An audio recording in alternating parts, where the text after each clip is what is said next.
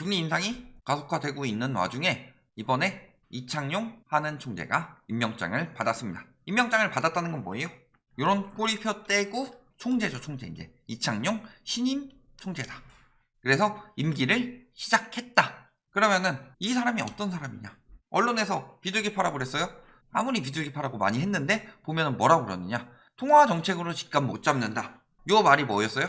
집값 안정을 위해 통화 정책을 사용하는 것을 공개적으로 비판. 그리고 한국의 높은 가계부채 수준에 대한 우려. 요 두 가지는 이야기했죠. 근데 여기서 보면 높은 가계빚이 단기간 내에 한국 경제에 큰 해를 끼치지 않을 것으로 믿는 듯하다. 요거는 지들의 해석. 그러니까 해석은 믿으면 안 돼요. 이 사람 말한 것만 봐라. 공개적으로 비판. 보인다. 요거 해석이죠. 지들 좋은 대로 해석하는 건데 집값 안정을 위해 통화 정책을 쓰는 게 아니다.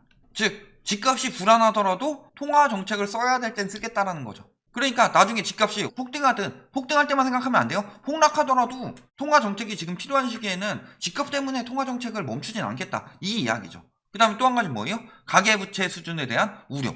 이거를 어떻게 하면은 가계부채에 큰 해를 끼치지 않을 것이라고 믿는다고 하죠? 지금 말하는 거 보면 전혀 얘기가 다르죠. 그러니까 지들 멋대로 유리하게 해석한 거다. 비둘기 파처럼 보려고 하니까 그렇게 보이는 거예요. 개 눈엔 개만 보이고 부처님 눈엔 부처님만 보인다고 개같이 보고 있으니까 개같은 해석이 나오는 거죠. 막상 보니까 뭐라 그래요? 가계부채 문제 위험하지 않다고 한 게 아니라 가계부채 문제가 심각하고 요거를 연착륙시켜야 되는데 뭘 통해서요? 금리 통해서 가계부채를 연착륙시키겠다. 뭐라고요? 높은 가계빚이 단기간 내에 한국 경제에 해를 끼치지 않을 것이라고 믿었다고요? 집값 안정을 위해 통화정책을 사용하는 것은 비판. 뭘 위해서? 가계부채를 잡기 위해서 통화정책을 사용한다. 더 위험하죠. 더 매파라는 얘기입니다. 왜 그러냐? 지금 상황이요. 여러 가지로 지금은 금리를 인상할 수밖에 없는 시기다. 첫 번째가 뭐예요? 인플레이션. 그 다음 두 번째 뭐예요? 미국뿐만이 아니라 세계적인 금리 인상. 인플레이션과 세계적인 금리 인상으로 인한 환율 방어. 그 다음에 세 번째는 뭐예요? 높은 가계부채. 세계적으로 우리나라는 최고 수준의 가계부채를 가지고 있죠. 사적 부채까지 포함을 하게 되면. 그럴 경우 이게 붕괴되면은 굉장히 위험하게 붕괴될 수밖에 없는데 요 가계부채를 억제하는데 금리 인상만큼 효과적인 게 없죠. 4달 연속으로 가계부채가 줄었다고 합니다. 작년에 대출 한도를 소진을 하고 올해 대출 한도를 새로 책정을 했는데 그렇게 많지 않았죠. 작년에 3분의 2 수준이었죠. 그래도 1분기 되면서 새롭게 대출을 내줄 수 있는 여러 개 은행에서 많이 생겼음에도 불구하고 가계부채는 줄고 있다. 왜 줄고 있어요?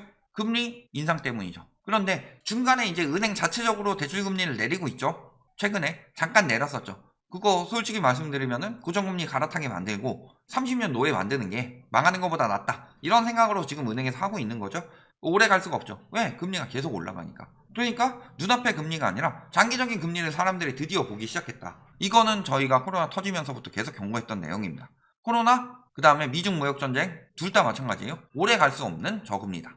그래서 실질적으로 20년 8월부터 시중금리는 계속 올라가고 있다. 이게 장기적으로 인플레이션 터지기 전부터 저희는 계속 경고했어요. 지금 시중금리 계속 올라가고 있고 기준금리 올라가기 시작하면은 걷잡을 수 없다.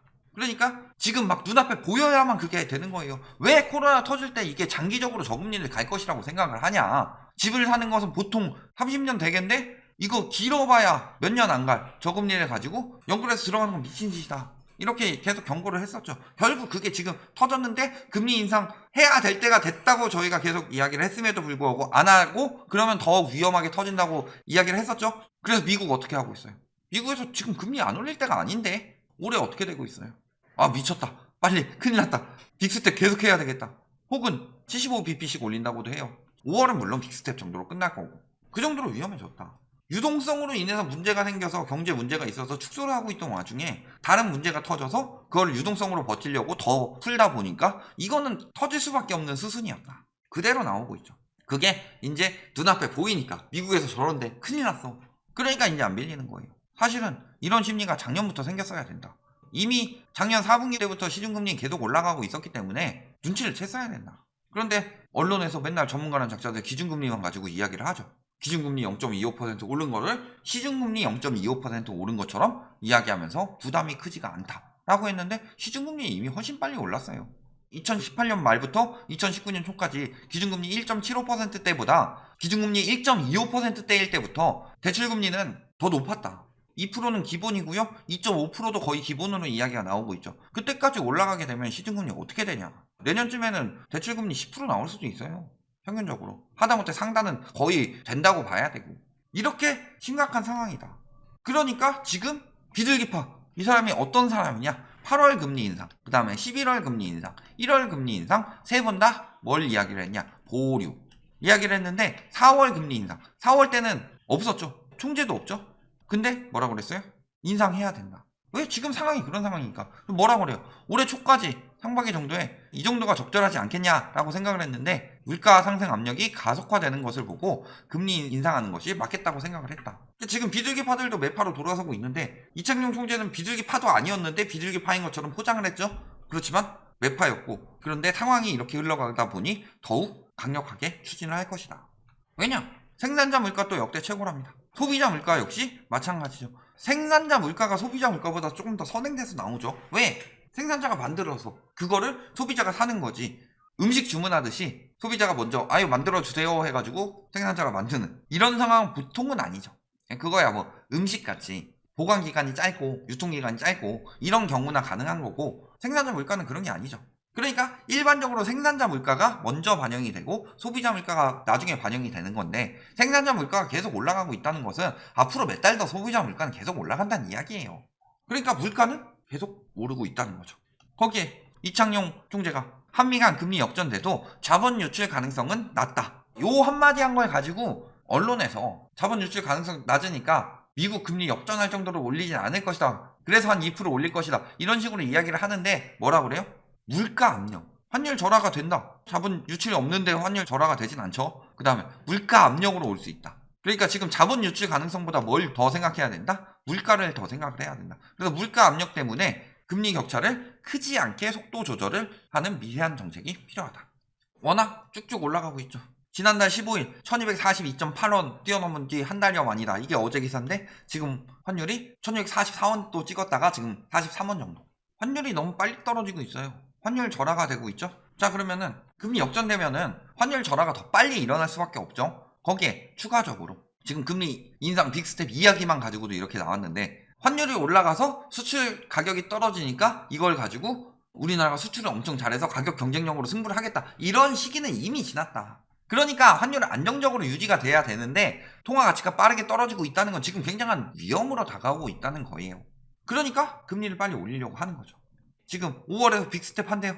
미국에서 금리 빨리 올리죠. 달러 가치가 굉장히 빠르게 올라갈 수밖에 없죠. 이미 어느 정도 선반영된 부분에 있더라도 한 차례만 한다고 얘기 안 했죠. 오늘 파월이 뭐라고 그랬어요? 폴 볼커에 대해서 이야기를 했죠. 인플레이션? 역대급 인플레이션 나오니까 기준금리도 역대급으로 올려버려서 경기는 침체되더라도 물가는 잡았던 인플레 파이터라고 부르는 사람이죠. 그 사람에 대해서 언급하면서 하겠다라고 한 거죠. 볼것처럼 하겠다. 경기 침체돼도 물가라도 잡겠다라고 이야기가 나온 거죠. 굉장히 유동성 축소는 가속화될 것이라는 거. 근데 뭐 저금리 믿고 집 샀는데 한 달 원리금 50만원 늘었대요. 집 사야 돼요? 왜 영끌이 위험하냐? 부동산 중심으로 영끌이 위험하다고 이야기하는 이유는 주식은요, 코인은요, 손절이 가능합니다. 부동산은요, 사는 사람이 없어요. 사는 사람이 없다는 건 무슨 소리예요? 싸게라도 팔고서 빨리 손절치고 싶은데 그 가격에도 안 사준다는 얘기예요. 거기다가 대출 자체는 엄청나게 크죠. 그러니까 지금 굉장히 위험하다. 그런데도 지금 뭐 주제 완화가 더 낫는 이 집사라 뭐 이딴 이야기 하고 있어요. 전문가랑 작자들이. 예전에는 더 규제 때문에 집값 올랐다고 좀 이따 자세히 다뤄볼 테지만. 그리고 물가 1, 2년 더 오른다고 그랬죠. 이창용 총재가 뭐라고 예상했어요? 1, 2년은 더 물가 오른다. 내가 인기가 없더라도 금리 인상은 하겠다. 한국은행 총재는 욕먹는 자리입니다. 욕먹을 각오하는 게 맞아요. 인기 생각하면 나라 망합니다. 이재열 총재가 대표적으로 좀 그런 느낌이 있었죠. 임기 한 번 이상 연장 안 되니까 임기 말에나 금리 올리기 시작했는데 생각보다 반응이 좋았죠. 쭉쭉 올리고 있는 거고 욕먹으면서라도 금리 올려야 될 때입니다. 안 그러면 나라 망합니다. 그걸 알고 있기 때문에 임명이 된 거다. 한국의 폴 볼커라는 이야기가 나오고 있죠. 그래서 5월, 7월 금리 인상설이 나오고 있다. 5월에 미국에서 빅스텝 한다고 하니까 7월도 올리고 요거 두 번만 올려도요 이미 2%입니다. 0.25씩 올린다고 하더라도 이미 2%면요 근 몇 년간에 있었던 저금리를 깨치고 2%대로 드디어 올라가는 거고 기준금리는 이미 더 빨리 올라가 있었고 기준금리가 굉장히 급하게 올라가는 상황인데 예전에 이렇게 올랐을 때 가계부채가 지금 이미 3배 가까이 늘었어요. 글로벌 금융위기 터지기 전이라. 그러면요 잘 생각해 보시면은 예를 들어서 1억 빌렸을 때 7%였다. 그리고 지금은 3억 빌렸는데 3% 이런 상황이에요. 그러면은 요때는 700만 원이고 요때는 900만 원이죠. 차이가 많아 보이진 않는데 여기서 1%씩 올린다 라고 생각을 해보면은 여기는 800만 원 되죠? 근데 여기는요 1% 올려도 1200만 원 됩니다. 차이가 확 벌어지죠. 그만큼 원금이 많아졌을 때 금리 인상은 원금이 적을 때보다 훨씬 더 강력하다. 그런데도 아직도 과거에는 7, 8%인데 지금은 대출금리 뭐 인제 한 4% 됐으니까 평균이 안전하다. 아직 더 올릴 여력이 있다. 이딴 이야기 하는 인간들은 진짜 산수부터 다시 해야 되는 거고. 결론, 비둘기파 아닙니다. 이창용 총재는 누가 봐도 외파입니다. 지금 상황 자체가 매우 위기다. 그렇기 때문에 지금 이걸 통틀어서 금리 인상 가속화가 될 것인데 이것을 할 수 있는 사람이냐 아니냐를 봤을 때 지금까지 발언 보면은 이미 하겠다라고 이야기가 된 거예요. 플러스로 파월도 양의 탈을 뒤집어 쓴 늑대처럼 비둘기의 탈을 뒤집어 쓴 매였죠. 그러면서 이제 나는 볼커가 될 것이다. 볼커 빙의하겠다. 이렇게 이야기가 나왔다는 것 자체가 앞으로 금리 인상이 굉장히 가속화된다는 이야기입니다. 벌써부터 지금 첫 번째는 가지고 있는 사람들의 이자 부담, 그리고 두 번째는 새로 사야 되는 사람들의 부담이 늘어나니까 수요는 줄고 공급은 늘어날 수밖에 없는 상황이다. 모든 자산 시장에서. 그러니까 이미 부자들은 포지션 변경해서 현금이나 미술품, 뭐 달러 이런 걸로 변경을 했는데 아직도 뭐 부동산 사라고 그러죠. 지들은 안 사면서 왜 사라고 그래요? 팔고 처분해서 현금 보유해야 되니까. 그런 말에 넘어가세요. 집 같은 거 고점에서 사시면요. 수억, 수십억 누군가가 벌어가는 동안 당신이 그 돈 대신 갚는 겁니다. 30년, 40년 은행 노예 되고 싶으시면은 고점에 내 집 마련하시면 된다. 여기까지 말씀드리겠습니다.